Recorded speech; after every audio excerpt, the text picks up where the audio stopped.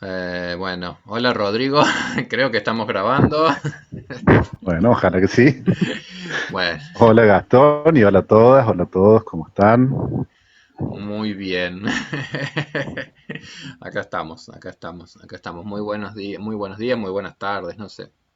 Muy buenas, sí, muy buenos días, si se supone que esto lo van a ver, lo vamos a enviar por lo menos a la mañana. Sí, claro. Eso sí. Así apenas lo enviamos, ¿ustedes lo ven? Buen día. Igual hoy En es, realidad, en el momento en que lo grabamos, buenas tardes. sí, hoy es viernes 21 de agosto que estamos con anticipación armando nuestra clase, así que bueno, el lunes estaremos enviándola. Y la idea un poco de la clase de hoy, nosotros, bueno, la última semana les enviamos como una lectura, ya que como era feriado, como para no perder tantos días el contacto y para poder ir como ganando tiempos y avanzando, les compartimos el texto de Kafka, y nosotros con lo que veníamos trabajando previamente había sido con la película Cuestión de Principios. Y bueno, nos quedaron ahí como unas últimas escenas como pendientes y por ahí nos van a servir para hacer un cierre en dirección a algunos aspectos históricos del vínculo que nuestro personaje tuvo con sus padres, que están como en la base del narcisismo, y que están un poco eh, en relación a lo que después vamos a ver también con Kafka y lo que ha sido en la vida de Kafka también la relación tan particular que tuvo con su figura paterna.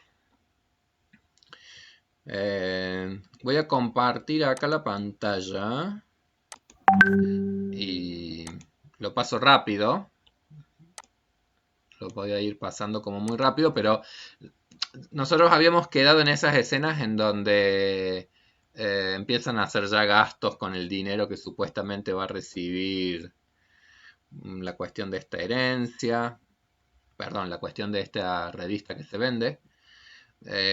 Participan en el círculo, no sé, como en el Jockey Club creo que era. En esa escena, Mm, él el Alberto descubre que ya no está la foto del padre por ningún lado. ¿Cómo puede ser si mi papá, que había sido el presidente, el vicepresidente de la comisión, no sé sí, qué, creo que bueno, era fundador, presidente. claro, me Y ahí parece que vuelve a aparecer el tema de las fotos, sí, que finalmente lo que está dando vuelta a la revista es la foto del padre con el de Saboya. con el príncipe de Saboya, el príncipe Humberto. Bueno, las charlas que van teniendo sobre las intimidades, básicamente, en el baño, en la mesa. Está claramente como acá toda la cuestión del vínculo amoroso eh, que va surgiendo. Está mi hija gritando por ahí, no sé si alcanzó a salir, si va a salir en el video. Algo se escucha. Y bueno, después de como esa fiesta, en donde pasa algo muy lindo, que es el baile y la posibilidad de volver a mirarse.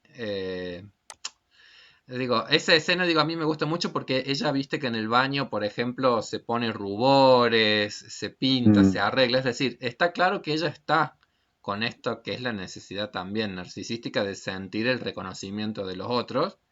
Y ella no quiere el reconocimiento de cualquiera, quiere reconocimientos de él, quiere reconocimientos ujú. de su marido. Y está claro que este matrimonio viene ahí eh, como puede. Y en el mientras tanto, él charla con el otro muchacho y él un poco como que nos muestra tantas contradicciones con sus expresiones anteriores. Yo, bueno, yo me gano la fiaca y Mm. la alegría de la seguridad después de toda su apología de la Es liberalidad de interesante la charla porque previa. así como a veces uno asume que algunas posturas son difíciles de sostener, hablando de la rectitud o de la honestidad y de cómo muchas veces, bueno, este dice que hay que hacer las cosas, que hay que vivir de un modo, pero después no puede. acá nos encontramos casi con el opuesto, que es también la postura contraria, que tenía toda una argumentación acerca de por qué no se podían respetar ciertas cosas, finalmente parece que también es difícil de sostener en el tiempo. Y quizás es porque al final, más allá de todas las argumentaciones que uno haga, después también tenemos sentimientos, como habíamos visto al principio del Mm, curso. Y en definitiva, más allá de todas las cosas de racionalización que nosotros queremos poner para entender las cuestiones, al final hay sentimientos que tienen más peso que todo tipo de sistema racionalizador que trate de estructurar. Entonces él tiene mm, todas sus racionalizaciones sobre los vínculos, pero al final parece ser que con esta señora hay algo de lo amoroso que lo lleva a compartir la vida, a compartir el tiempo, a compartir la casa, a compartir el departamento. mm, Y además en esa escena hablan de cosas de la sexualidad y hablan de que cuando van a comprar, que iban a vivir en un departamento juntos, entonces la chica del inmobiliario le dijo, ah, qué lindo departamento, podremos poner espejos en los techos y no sé qué. Es decir, como que todo el tiempo juegan con las cosas más, eh, bueno, más divertidas que están teniendo también ellos como pareja. Pero bueno, nosotros vamos a, vamos al nudo como de desenlace de esta película, que es el momento en donde le ha preparado hasta esconcitos para que lleve y va a llevarle finalmente la revista que él había pedido que fuera en total discreción. Ese había sido el pedido. Y eso es un poco lo que nosotros habíamos un poco ya charlado antes también, que esta es la parte para mi gusto de la escena que nos da la sensación claramente como de un grado de sadismo del personaje de Charlie, digamos, es decir, un grado como de sadismo muy grande, porque hubo un pedido muy particular. Es decir, para mí me está como costando, me ha costado esto, ha tenido como un costo, y al final la forma de resolverlo está siendo llegar a esta instancia como de intercambio, y ese pedido no solamente que es brutalmente desoído, sino que es una escena como de una... A ver, yo por ahí pensaba, es una escena humillante, pero yo creo que es como una escena en donde los dos, en este monto de escalada que han tenido, lo que practican es una escena que es humillante para ambos, en definitiva. mm. Es humillante para ambos. Yo creo que es una buena, por ahí, hasta metáfora de lo que son las escaladas, eh, digamos, justamente esas escaladas narcisísticas en las que se han metido. Porque digo, Ujú. termina siendo una escena humillante, pero para las dos personas. Claramente, uno quizás más en una posición de víctima, que es Adalberto, pero que bueno, ha ido quedando claro a lo largo de la película que no solamente ha sido una víctima del acontecer, sino que bueno, se fue enroscando y se fue enroscando como para que las cosas terminaran Ujú. así, y otro más en una posición como de victimario, pero en algún punto creo que es como una situación que termina siendo humillante para los dos. Sí, antes de meternos en la humillación de Silva, que sería acá lo que le da esa vueltita final, también es interesante que la escalada y este desoír el pedido finalmente tiene que ver con la imposibilidad de ver lo que le está pasando al otro, ¿sí? Porque en ese momento la impresión que da es que Silva tiene que restituir la propia herida que le aceptó el otro cuando públicamente le dijo que tenía la revista y que no se le quería vender y que había cosas que el dinero no compraba y todo esto. Entonces él necesitaba hacerlo públicamente. No parece que haya ahí ningún momento en que se detenga a ver y qué le va a producir esto al otro. Claro. Más allá de que no es alguien con quien tenga un compromiso emocional en principio, pero simplemente como una persona, digamos, a partir de aquella definición que tiene sus matices, pero que si uno le hace a los otros lo que espera que le hagan a uno, Claro. ¿no? Y centrado absolutamente, no, acá esto estuvo mal, yo tengo que resarcirlo, y poniendo el punto de partida en ese punto en el cual él fue eh, agredido, fue violentado, que es otra cosa interesantísima en las escaladas, que depende de dónde uno ponga el punto de partida, siempre, casi siempre, uno puede buscar hecho anterior que justifique ese, que por lo tanto, yo hice esto, pero porque él me había hecho antes Claro. lo otro. Como que uno siempre va encontrando una causa previa y siempre va proyectando esa causa en el otro en general. Sí, sí, es siempre el punto de partida no lo pone en algo que el otro me hizo y que eso es lo que origina mi respuesta y que la justifica de algún modo. Y volviendo a lo que vos decías la mutua humillación, quizás es eso, es un poco también de deshumanización, ¿no? De la sensación de que uno se pone en evidencia, algo Sí, así como que ha sido tan brutal la respuesta que se pone en evidencia que uno ha sido, bueno, que no hay justificación, que no importa que haya hecho Castilla para que uno le haga una cosa así.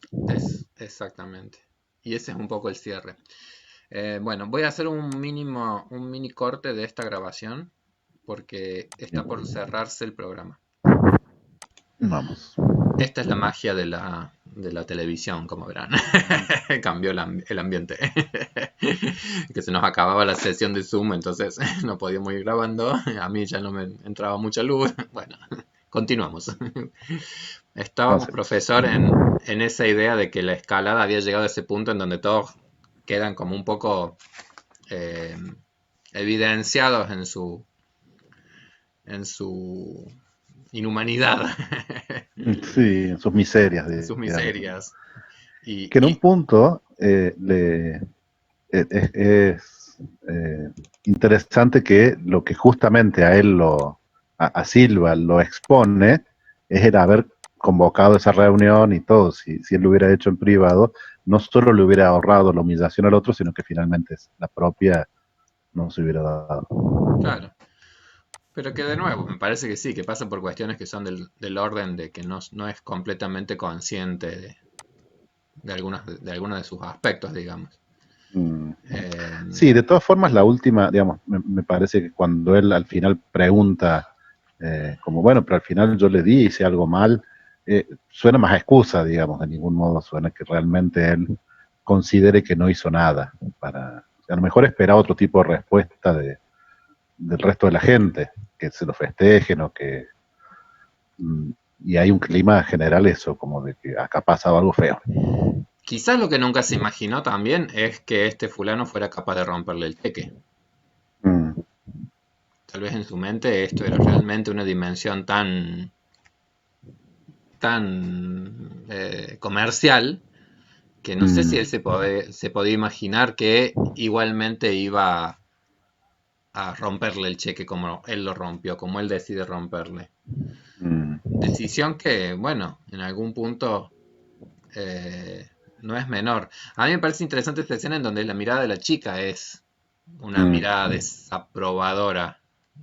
Y así como la de ella, la de muchos, pero nuevamente es como que uno tiene una percepción de que la mirada de los otros interesa, o por mm, lo menos la mirada de los otros marca. Bueno, borrachera, se encuentra con el angelito, se chupetea todo y llega borracho a la casa. Pero a mí me parece que esta parte de la película es la más interesante de todas, así porque mm, efectivamente empieza a emerger un personaje más humanizado. Después que ha hecho este último esfuerzo de ser absolutamente coherente con todos sus principios y de romper el cheque y de se lo tuve que regalar, porque es muy gracioso, porque cuando él llega y ella le pregunta, ¿y qué pasó con la revista? Y pasó esto, se la tuve que regalar. mm, Entonces, esa expresión se la tuve que regalar es de vuelta esa mezcla entre la contradicción de lo que es su deseo, de lo que es, bueno, todo este fallido entuerto en el cual se ha metido y del cual han salido todos bastante dañados.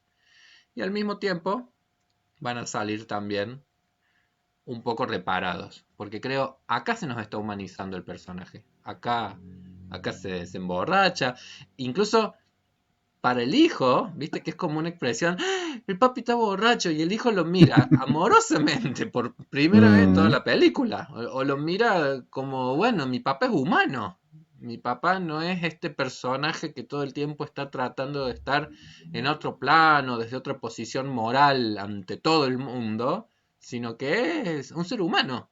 Entonces creo que es muy interesante esa película, Sí, esa a mí me parte. parece esto, cuando vos resaltas este momento como el punto donde cambia, donde vira del rato anterior donde tuvo que romper la revista, de romper el cheque para sostener una estructura, a este momento donde la estructura ya está claramente rota. Exactamente. Quizás el chico se da más fácilmente cuenta de esto y quizás Sari le va a llevar un tiempito más.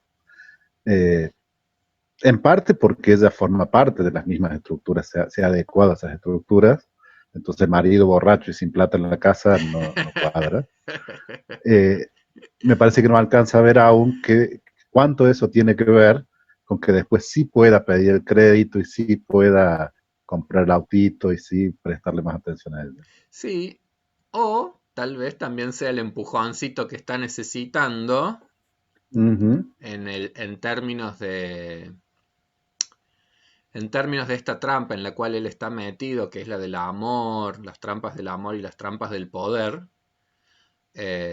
También es una expresión de muchísimo empoderamiento el que está haciendo ella en este acto, al tomar las decisiones que está tomando. Sí, sí, por supuesto, una cosa es mirarlos del lado de él, y otro caso es del lado de ella, como ella también va cambiando a lo largo de la Claro, película, y también va ocupando otro rol que es indispensable para que esto se pueda mover, porque estaban, aunque había mucho sufrimiento, se complementaba muy bien. Ese sí, matrimonio duró muchísimos años. sí, sí. Eh, entonces, para que uno pueda moverse y desacoplarse a esa complementariedad, o se separan, o el otro también tiene que hacer un movimiento.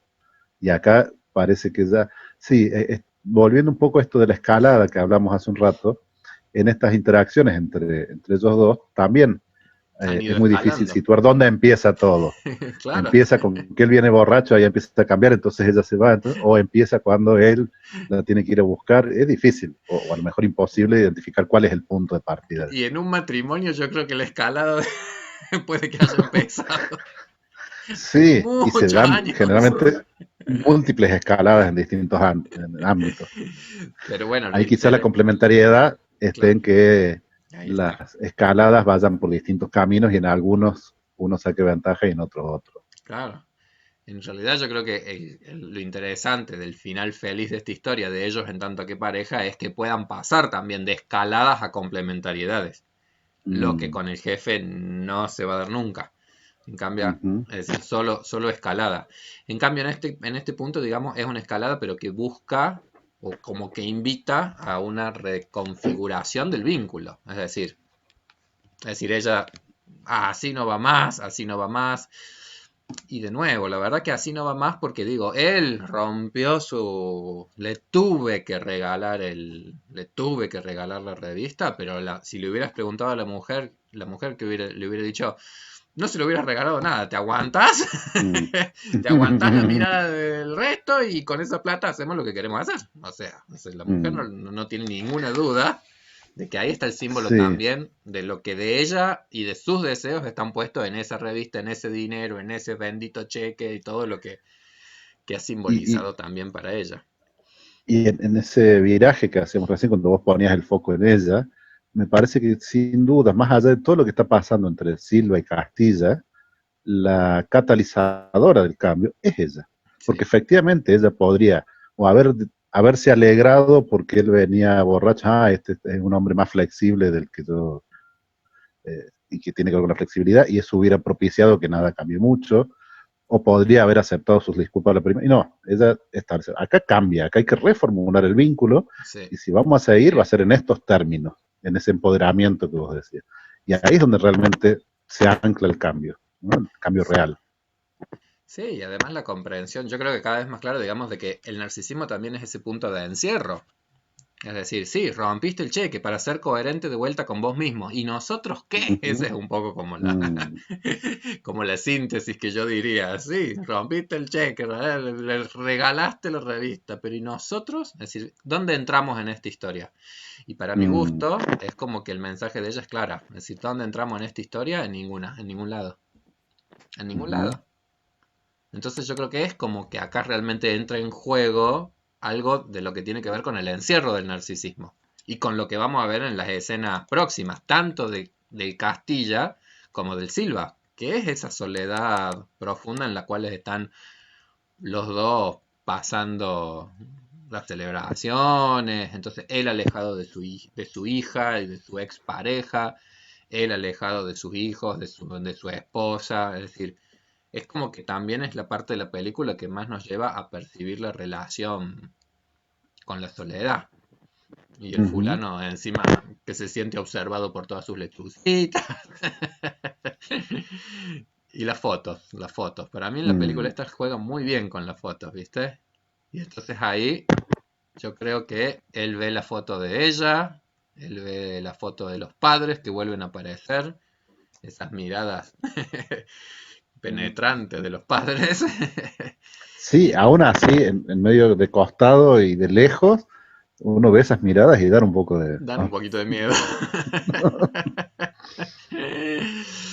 Y al mismo tiempo la necesidad que él tiene de seguir buscando fotos antiguas hasta encontrar eso que él resume como que era el gesto más amoroso quizás que siente que tuvo en su infancia, de que si bien no lo dejaban que se fuera a meter en el agua, por lo menos podía jugar con barquitos. mm, Y la mamá que lo miraba con cierta admiración con ese barquito que logró regular un deseo, mm, pero una regulación con sus costos, por supuesto, ¿no? Pero bueno, parece que la mamá se quedó tranquila con que el hijo en vez de lanzarse al agua, mm, solamente pudiera hacerlo de él. Bueno, y ahí viene la mm, parte de la película que a mí me parece más linda, que es esos movimientos que él va haciendo para acercarse nuevamente a recuperar lo que ha perdido. Cuando lo va a ver al mm, hijo, cuando puede ver algo de valor en el hijo, en las cosas que el hijo hace, en esto del rugby. El otro, en esa escena justo como que juegan que mientras él va buscando la mirada, eh, mientras él está viendo al hijo, también el otro fulano está viendo cómo su nena anda en patines con el mm, padrastro, con la pareja. Y ahí, bueno, los últimos cambios, el pedido que hace del cheque, los pedidos que hacen del cheque y el cheque que obviamente se lo autoriza muy rápido y la búsqueda, la reconquista a la mujer, que es todo muy linda esa escena. ujú. Y él sabe que no tiene que decir nada, tiene que decir, bueno, está el auto allá afuera. Y muy linda esa escena y, y es un lindo reencuentro, y es un lindo reencuentro, y es un... es- y me gusta en esa escena cuando salen en el autito, que uno piensa que ha sido un autazo el que ha podido comprar y no, es un autito pequeñito y No, modesto, pero es una, para mi gusto es como la escena de la intimidad, la escena de la intimidad amorosa, digamos, ya no es escalada, ya es mm, concordancia, ya es el poder más humildemente acercarse a pedir ciertas disculpas, mm. a redefinir cómo va a ser la relación. Es linda esa escena, a mí por lo menos me Sí, parece que porque en tiene que ver ese justamente plano con eso, es ¿no? donde se ve la movilización y la transformación que ha habido en él, y al mismo tiempo en la próxima escena, la del mundo laboral, Se ve yo lo creo que que lo no mejor que cambia. le va a pasar es que se pueda jubilar en algún momento el señor. Pero sí, me parece que justamente queda muy claro en la película en la que venimos hablando, que finalmente esa escena es posible porque algo se ha roto Claro, antes y lo que se ha roto tiene que ver con la forma tan narcisista eh, de respetar y ser coherente a toda costa, sobre todo a costa del sufrimiento ajeno, porque va más allá del que ese es propio sufrimiento. ese es el punto. ¿En qué momento nuestros sufrimientos neuróticos por ahí uno más o menos lo va llevando, pero en qué punto también uno empieza a hacer la vida de otros cosas muy sufridas? Y si Y hay lo que algo pone en de... juego, ¿Cómo? lo que pone en juego es que eh, en el fondo sigue jugándonos en contra, porque si uno en sus dificultades se genera primero un malestar, pero después le genera malestar a otros, esos otros lo más probable es que terminen por alejarse y vuelve a ser un malestar para uno en la soledad que veíamos de pasar las fiestas y todo. Totalmente. Bueno, nada. Y la última escena es la del, como la de esa fiesta en el trabajo. Y te digo que es como triste el final para mi gusto, porque eh, es básicamente una nueva escalada. Ujú. No te compartí la pantalla, Rodrigo, pero te acuerdas la escena, sí. Sí, sí, cuando están ahí en ese último discurso que da Sí, Silva y está la hija dibujando y entonces él ahí sí. encuentra el punto para demostrarle finalmente que aquello que el otro decía no era cierto. Por lo tanto, volver a entrar en a ver quién tiene razón y otra vez meterse con cosas muy íntimas y otra vez hacerlo en público y frente a todos. Y uno tiene la sensación, uy, ¿qué pasó? ¿Qué pasó? No habíamos logrado tanto. Da la sensación esa. De nuevo, con cierta sensación que tal vez uno la toma como justiciera, decir, bueno, después de la Ujú. tremendísima humillación última, pero en algún punto yo digo, o sea, qué sé yo, después de esa tremendísima humillación última, si el fulano hizo de nuevo algún intento reparador, Silva, ¿por qué no me habla? Bueno, le autoricé el préstamo que pidió. Es decir, si hay de vuelta algo que intenta o intenta nuevamente humanizar el vínculo, aunque sea por Ujú. culpas, aunque sea por lo que sea, pero digamos, en Silva de nuevo uno ve que hay algo que es del orden de intentar humanizar el vínculo. En Castilla de nuevo está esta cosa de... Y uno diría, bueno, acá podría empezar otra película más. Sí, o si uno tiene una mirada muy optimista, de algún modo, al hacerle pasar a Silva lo mismo que él pasó, lograr que Silva también llegue a ese punto de ruptura donde tiene que reconstruir algo. Ojalá, Pero hay que tener una sí, esperanza grande. muy grande. También podría ser, si esto lo hubiera escrito algún escritor norteamericano, en vez de terminar así, terminaría con Silva eh, echándolo y dejándolo en la calle y él sin mujer, sin hijos, sin trabajo, sin nada. Porque también era posible, porque la diferencia de poder era muy grande en esa escalada. Sí, En el fondo, Silva, en toda su crueldad, también juega en unos marcos bastante éticos, digamos, porque realmente podría haber sido mucho más cruel. Las cosas más crueles que le hace son mandarlo al banco a firmar unos papeles, digo, no parece tan hay terrible crueldades desde el mayores, lugar por de poder. supuesto. Sí, Claro. sí. Eh, entonces, si vamos a tomar ese lado más optimista, y hay algo en Silva de eso, que también uno lo sospecha, lo hablamos la otra vez en la relación con la hija, ha dejado un trabajo en Europa, se ha venido acá para estar cerca de la hija, y entonces también uno dice, Claro. quizás, esa sería la segunda parte, la secuela de esta película, a ver cómo Silva logra o no logra ese camino de reparación. A mí sí lo que me gusta por lo menos es esas últimas escenas en donde, digamos, es el barquito y es lo que yo Mm. sí creo.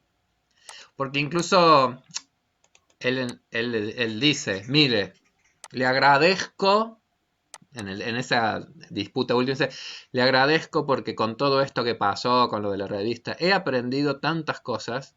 Entonces digo, eso me parecía interesante. Dice, he aprendido tantas cosas porque pensemos que se acercó de vuelta a la hija, se acercó al hijo, resolvió cuestiones con su pareja, se dio el gusto de comprarse el barquito, se reencontró con el amigo, se pudo emborrachar por fin. Es decir, le han pasado cosas realmente muy interesantes. Comprendió las contradicciones en las que estamos todos metidos, no solamente él, también su amigo revolucionario de otras épocas. Realmente eso es interesantísimo todo lo que le pasó. Ahora, Mm. ¿dónde está su inflexibilidad? Dice, he aprendido tantas cosas, pero no se las voy a explicar porque usted no las entendería. Entonces digo, lamentablemente todavía hay algo que es del orden de ese vínculo en particular, en donde nada, la Sí, película no va para ir para ese lado. no, vuelvo a la mirada optimista, uno podría pensar también que no tiene sentido explicar esas cosas, porque si a él se las pueden haber explicado un millón de veces, y de hecho Sally se las ha explicado de alguna forma, y hay que vivirlas, digamos. Pero no está claramente la intención, no es esa la intención de él cuando hace ese movimiento, que también desde el lado más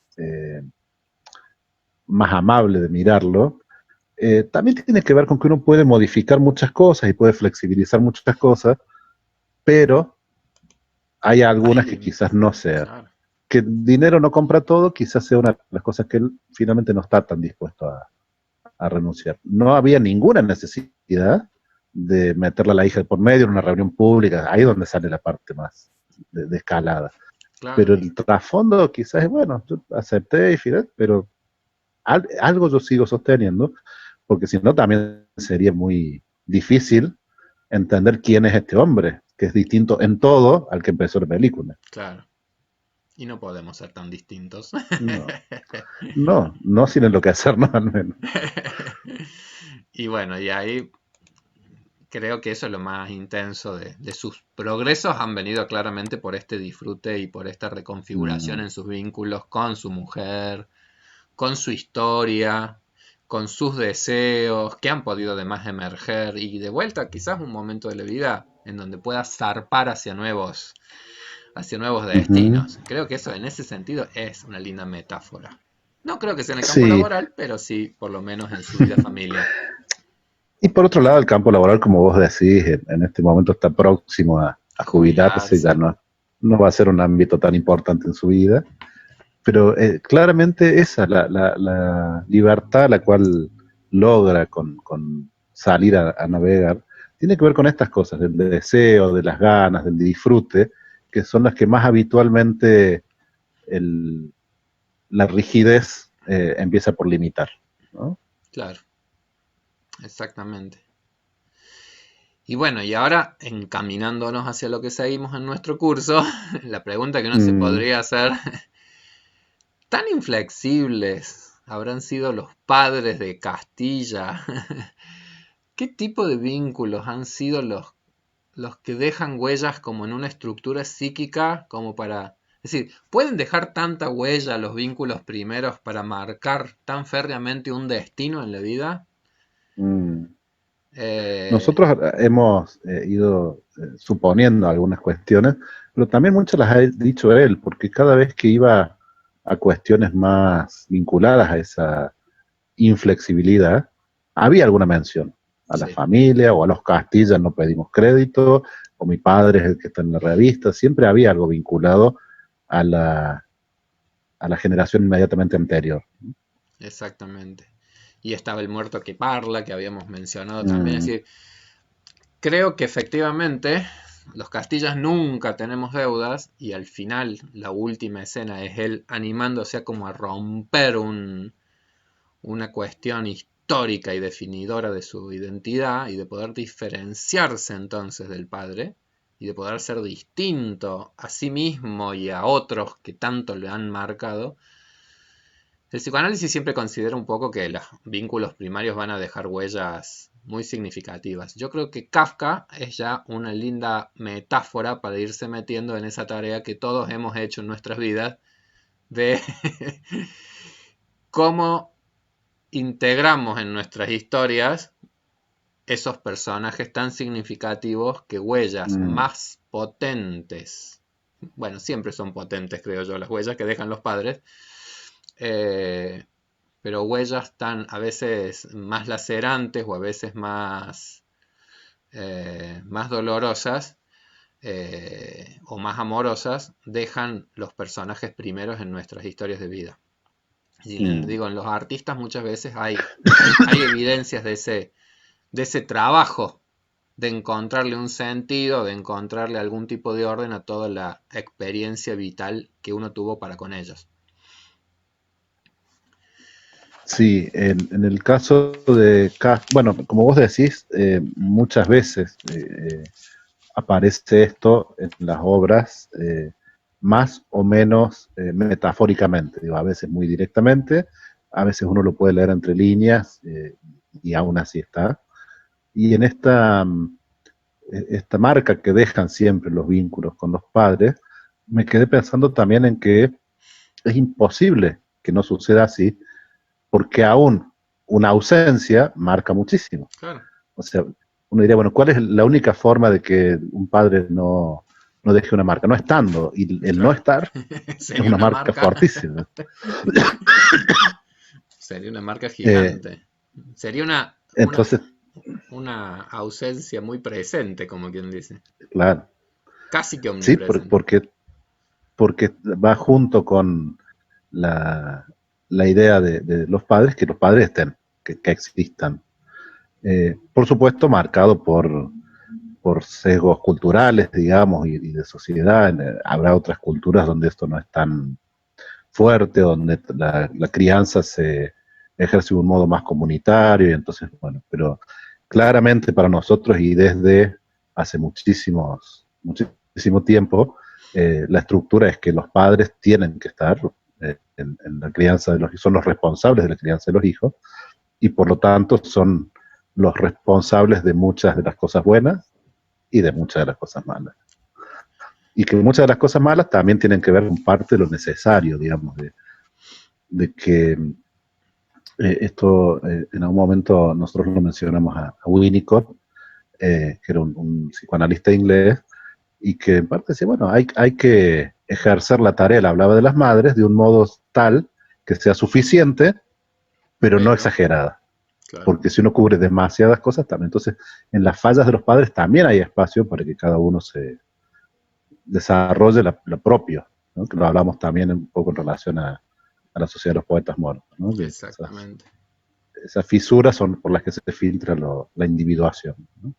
Y bueno, claramente, volviendo al Nil de la Sociedad de los Poetas Muertos y pasando por Castilla, a veces la fuerza de lo dañino es tanta que no da lugar a que crezca, o a que crezca sanamente lo bueno.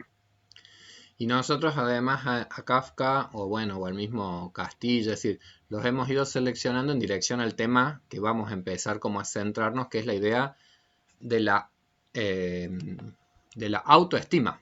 Es decir, qué Mm, sensación de valía personal es la que uno siente, que lo vamos a relacionar también con la cuestión de los vínculos con los padres, que es una de las patas o que es una como de los aspectos que va a tener una incidencia grande. Digo, por poner un ejemplo, digo, en Castilla nos da siempre como esa sensación de, bueno, como el príncipe Humberto de Saboya, digamos, es decir, una realeza venida menos o una realeza mm, media descascarada, porque todo el tiempo una cosa como de ser un príncipe, un rey y una vida mucho más modesta que la que de la realeza de la cual él habla. Entonces, ¿qué ujú, desacople puede estar existiendo entre cierta sensación de valía personal, o sea, cuán valioso soy yo, y qué poco que los otros lo pueden llegar a reconocer? No sé, hay como un mm, desencuentro constante en Castilla.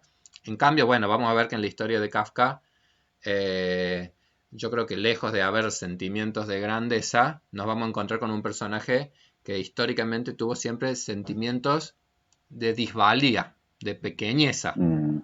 tanto como para llegar a construir la obra más famosa de él, la del escarabajo, ¿cómo se llama? La Metamorfosis, La metamorfosis. la Metamorfosis de Kafka, entonces que nos muestra un poco un personaje que se siente casi que un bicho. Entonces uno podría preguntarse cómo alguien puede llegar a ser tan creativo como para imaginarse lo que sería ser un bicho, pero cuando le damos la carta al padre, vamos a ver que los vínculos son tan intensos y tan fundantes que en términos de la eh, autoestima personal en las relaciones también puede ser que nos hayan ayudado a sentirnos muy pequeños Ujú. o muy poco Sí, valiosos. en esto de la grandeza o la pequeñez de cada uno, eh, todo lo que hemos dicho respecto de Castilla y de sus padres y de cómo deben haber sido y de cómo habrá sido su crianza, en un punto le permitió eso, con todas las dificultades que hemos descrito y con todas las rigideces que le dificultaron la vida, pero le permitieron una vida más o menos entera, y creyendo ser quizás equivocadamente algunas grandezas, pero cuando uno ve los resultados de la crianza en Kafka, dice, había cosas peores, Hay cosas mucho peores. había peor, porque ahí toda la fuerza está puesta en disminuir cada vez más la valía de ese chico que está creciendo. Pero bueno, tendríamos que empezar a Mira, presentar a Kafka más que hablar de él. espera, déjame ver cuánto vamos en esta parte. Mira, vamos 40 minutos. Entonces, Bien. leamos el arranque y cortamos ahí. ¿Por qué digo con leer el arranque de la carta nomás? Porque es como bastante evidente que en las cuestiones narrativas, cómo arranca una historia es Mm. bastante... Es decir, es como si cualquiera de nosotros dijera, bueno, mira, háblame de tu infancia.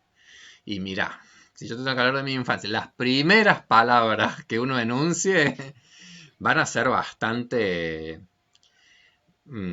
definidoras y sintetizadoras de toda una cuestión muy grande de lo que ha Sí, definido una etapa o un tiempo. Y acá entonces incluso no digo, es el caso de Kafka, pero incluso en los casos en que uno empieza negándolas, ¿no? Dice, claro, no es que yo quiera, pero, no es pero, que yo quiera hablar de mi padre, pero, siguen siendo igual de definitivas esas palabras. ¿y cómo arranca Kafka en esto de la carta al padre? Arranca, queridísimo padre. No me acuerdo. Pues vos pensabas que iba directamente a poner el dedo en la llaga. No, no, no, no. Yo tenía idea que Todos sí. estamos cargados con esas contradicciones. Queridísimo padre, dos puntos. Hace poco me preguntaste por qué digo que te tengo miedo. Como de costumbre, no supe darte una respuesta. En parte, precisamente por el miedo que te tengo. En Mm, parte, porque para explicar los motivos de ese miedo necesito muchísimos pormenores que no puedo tener medianamente presentes cuando hablo. Y siento aquí responderte por escrito, y si intento aquí responderte por escrito, solo será de modo muy imperfecto, porque el miedo y sus secuelas me disminuyen frente a ti, incluso escribiendo, y porque la amplitud de la materia supera mi memoria y mi capacidad de raciocinio. mm. Pero ahí está la contradicción, ¿no? Queridísimo Mm. padre, queridísimo padre, te tuve miedo toda la vida Mm. y lo Sí, sigue tanto teniendo. miedo que ni siquiera puedo decirte por qué te tengo miedo, que tengo que recurrir a una mediación, que acá ya vemos que es el escrito, la palabra escrita, pero que también sabemos que ni siquiera pudo entregarle esa carta, sino que tuvo que dársela a la madre para que la madre se la dé, y la madre tampoco, esa carta finalmente nunca le llegó al padre de Kafka, por lo que se Exactamente. sabe.